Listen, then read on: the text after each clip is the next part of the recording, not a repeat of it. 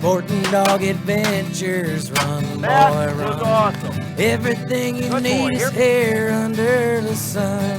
Everything you need is here under the sun.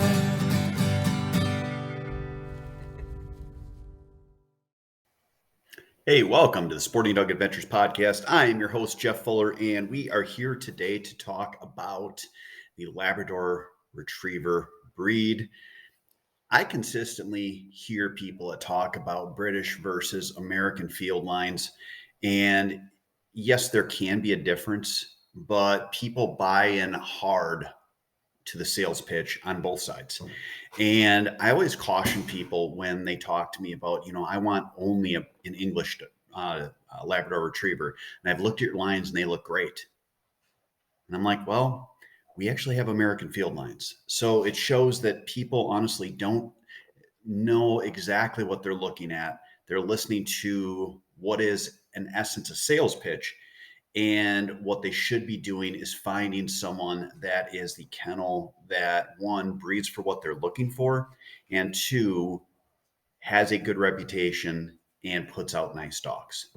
So let's just look at what I've heard. Now, I've heard that English Labrador Retrievers are small dogs and that they are shorter and that their shoulders are back a little bit and that they are a gentleman's dog and that you don't have to force fetch them or train them like you would a Labrador Retriever and they hunt slower. I've also heard that they are large dogs with big heads, big block heads, and that they're very stoic and heavy dogs. Again, you listen to that and you get two different sales pitches.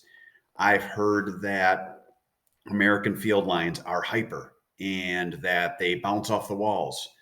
I've heard that they are hard to hunt with because they're hard to control. Again, can you find any of the above in different lab breeders? Absolutely. But that's the point. You have to look at what someone breeds for, not just a tagline. I will tell you, we breed American field lines, and you can, if a dog has a really full pedigree of title dogs, you can at times see dogs that are more wound. Now, I will tell you that you can have both. You can have great pedigrees, you can have a great temperament, and you can have a wonderful future best friend and have it all at once.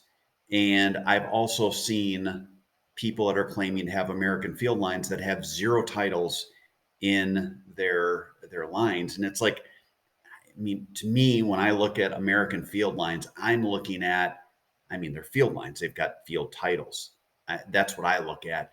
When I look at, I don't want to be insulting, but a farm dog basically that has no titles in the pedigree, I don't know how you call that American field lines, in my opinion. I feel that's more of just a Labrador Retriever that is not bred for working because it doesn't have any proven in its pedigree. When we get into either lines and people pull the dogs are papered, they're AKC registered, folks, that doesn't mean anything. Having a papered dog only means that you can register it with a registry. And those registries, if the parents have been registered in the past, that is the only bar you have to cross. It doesn't mean a whole lot when you look at that to say that a dog has papers. So keep that in mind too. One thing I tell people is that, again, you want to have those titles in a pedigree. At the end of the title, QAA, qualified all age. That means they can run in field trials to get an FC or an AFC title, field champion or amateur field champion. You want that MH title at the end or an HRCH title at the beginning. Now, you more than likely won't get all of these titles in one dog, but if you get one of these titles, that is showing the dog can compete and accomplish a goal at a high level. Now, when you get into the FC, AFC, and the field trials, that's a special dog that won, that ran against a bunch of other very high-end dogs and won and scored enough points to attain that title. When you get into your hunt test titles, that HRCH or that MH, that is showing that you have a very solid dog that accomplished a goal and ran to a standard. So that would be what I would look at, not just on the parents, but also on the pedigrees, so that you are making sure that you have that ability and that uh, dog matter for a better explanation to work with when you get your dog out and you start to work with them and train them. It's just you want to have that so that it is in a great place. Now, as far as, again, this is my opinion, as far as English lines or as far as American field lines, I have seen great of both and I've seen bad of both. I will tell you that with training, I have yet to wash out a dog during training that has that pedigree, that has all the titles. I have had dogs that are unable to be trained, at least by me. Maybe someone else could have pulled it out of them. But the dogs that I have washed out in the past were the dogs that didn't have any pedigree behind them. You have to look at it and realize that just because it's a hunting breed does not mean that it's bred to hunt. So make sure if you get an American field line or you're getting an American show line or you're getting your British line or English labs as they're commonly called. I've even heard of, oh gosh, Irish labs now. It's like they all came from that part of the country anyway when it started. So I mean, can we can we stop with all the fancy titles trying to have the better mousetrap? Look at it, make sure that you have those titles and that pedigree, make sure that you have an intelligent dog, make sure that you have a person that is breeding the dogs that is putting together more than just two dogs. There are a lot of people out there that want to have a litter or two. Hey, that's how I get started. I don't throw bones or throw stones at it. But at the same time, if you don't know what you're doing and you're breeding two dogs that are wound for sound, you're going to get that in a puppy. And a lot of people aren't going to want that or be able to handle that. Or if you're breeding dogs because it's convenient, you may not get the health or desired drives that you would want for hunting. Find someone that understands how to put genetics together because there's more to it than just breeding two dogs. I see it online. I've had countless arguments with people online, in person, at sport shows, where I get told that you shouldn't charge what you do, which we charge $2,200 for a puppy because, hey, it doesn't cost that much to produce puppies. And I'm always like, no, actually, you don't understand. We have probably $2,000 wrapped into an animal before we even breed them. We have our facilities, we have our relationships with our vet. With our kennel, we're pushing probably $50,000 a year in vet bills. We have an actual business, but with that business, you're getting our expertise and our ability to breed for genetics that we're putting out dogs that are going to have that drive and ability. I did have one line that I bred to a British male. He had a Finnish title and a Master Hunt title. Um, I thought about getting into British labs way back when. When I tried to get into it 20 years ago, the dogs I had talked to that were the big lines, none of them had the health testing that field labs have. So there again, too, you want to make sure that these dogs are EIC clear, CNM clear. They've gotten their checks in their eyes, their hips, their hip checks with the Orthopedic Foundation of Animals. Make sure that you are getting all of that. That it's not just back then when I looked into it, and I'm sure that some of this would happen in field lines, but it just wasn't common in the circles I was in. I was told, well, the sire has his clearances, so it doesn't matter what the female has. No, let's get genetically clean dogs out there, genetically clear dogs out there that have been tested for everything so that we can have a healthy Labrador Retriever breed and go from there. So make sure you're getting your genetic testing. If you are getting an American field line or an English line, make sure that the pedigree has titles. And don't fall, again, the sales pitch you'll hear from people that don't have titles in their lineage. You will hear things like, well, I breed for the love of the breed, or I don't believe in titles. Titles aren't what hunting are. Titles in parent and lineage show that the dogs can accomplish a goal. We no longer title our females, but our males always have that MH or H or CH title. Make sure that that pedigree has those titles on the sire side. And if the female doesn't, like we do, make sure it's a well-established kennel that has these dogs. They evaluate their dogs. The dogs are good hunting dogs and go from there. So that would be it on the English versus American field lines. It's something that we've talked about in the past. I figured it was a good thing to talk about now again. It is, and honestly, I get the question enough that it is something that we'll probably talk about once a year or so. But it is a common sales pitch out there. It's a common thing that people struggle with. So that is what we do here on Sporting Dog Adventures podcast. We try to bring you these things to help you so that you understand and you can find what you're looking for in your search when you're out there in the big dog world.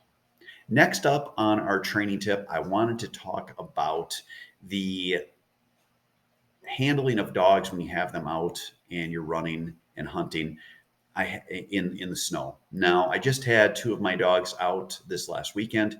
It was a crusty snow. Their feet got tore up. So I wanted to talk to you about that. And then after that, I want to talk to you about shot size when you're doing upland hunting. All that and more coming up after this.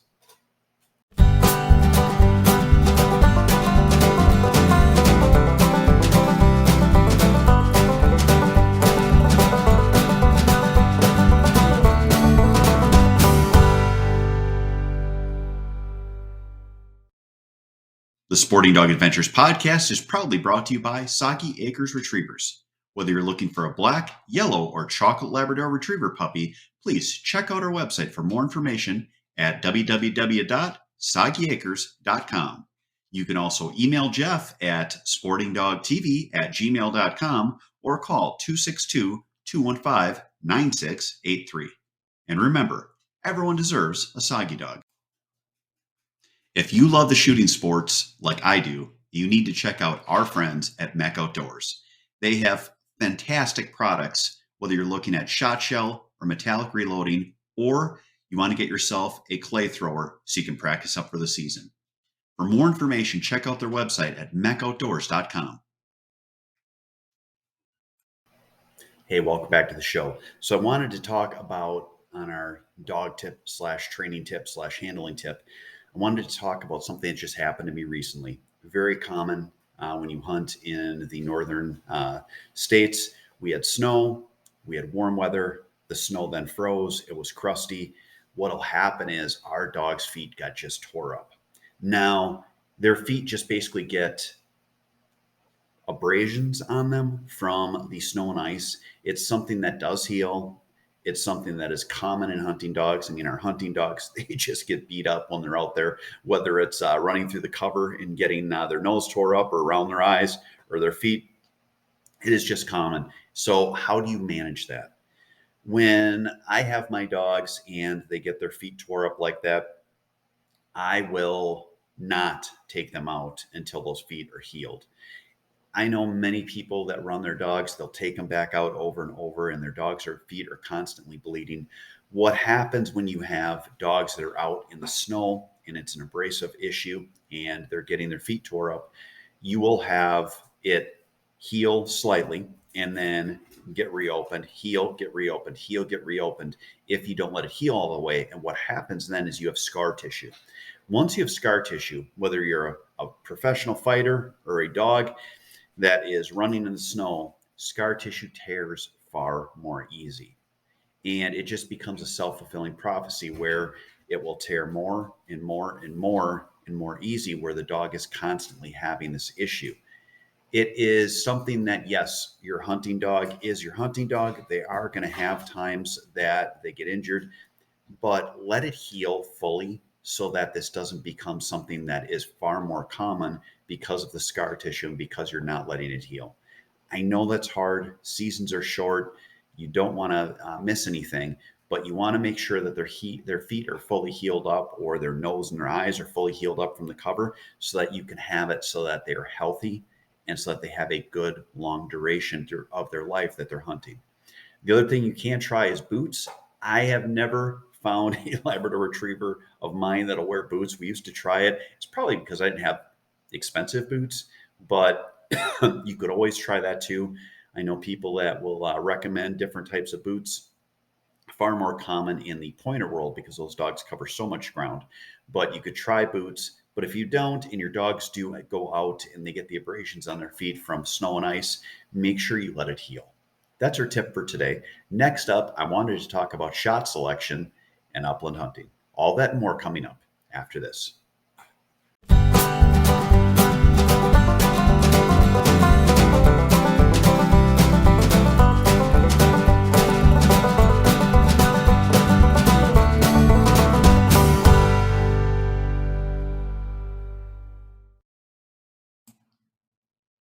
It's Jeff Fuller from the Sporting Dog Adventures podcast, and I need a little help.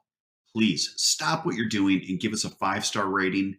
Follow us on the platform you're on. Give us a thumbs up. And above all, share our podcast with your friends and family. Our podcast will grow even more, and we can get more people involved in the sport we love with dogs in the field.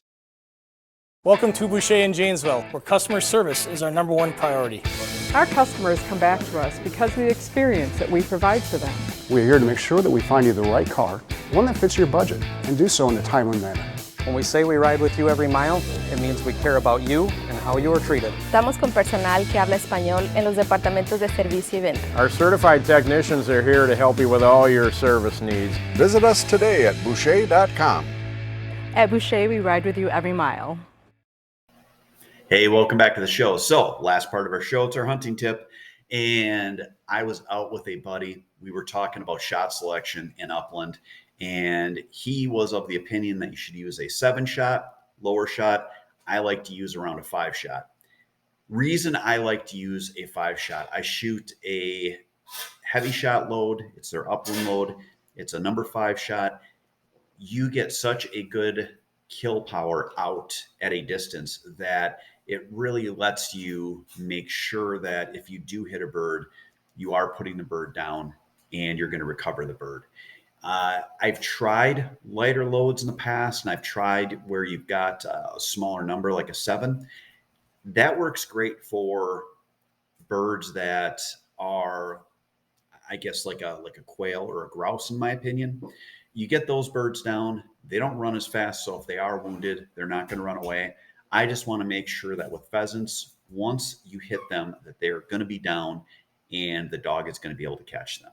So that is kind of what I look at when I am out hunting. I use that with a 5-shot, and then my choke selection is always an improved cylinder. I like to have a big pattern. I like to have hard-hitting shells. Yes, they're more expensive, but I know when I pull the trigger and if I take a feather off, that bird is going to go down and I'm going to recover it. So that's it for our training tip today. Thank you so much for making us the number one, in my opinion, wing shooting podcast out there. We love talking to you guys. We love when you ask us to put things on our show. Please email me, Jeff Fuller at sportingdogtv at gmail.com, sportingdogtv at gmail.com. We'd love to hear different items you'd like to hear on the show. If you've got a training tip, you want to hear a story about hunts we've done in the past, whether it's what type of hunts we've done or hunts on the TV show, let us know. Let us make the show more about what you want to hear as well. Thank you so much for listening. Everyone have a great week and God bless.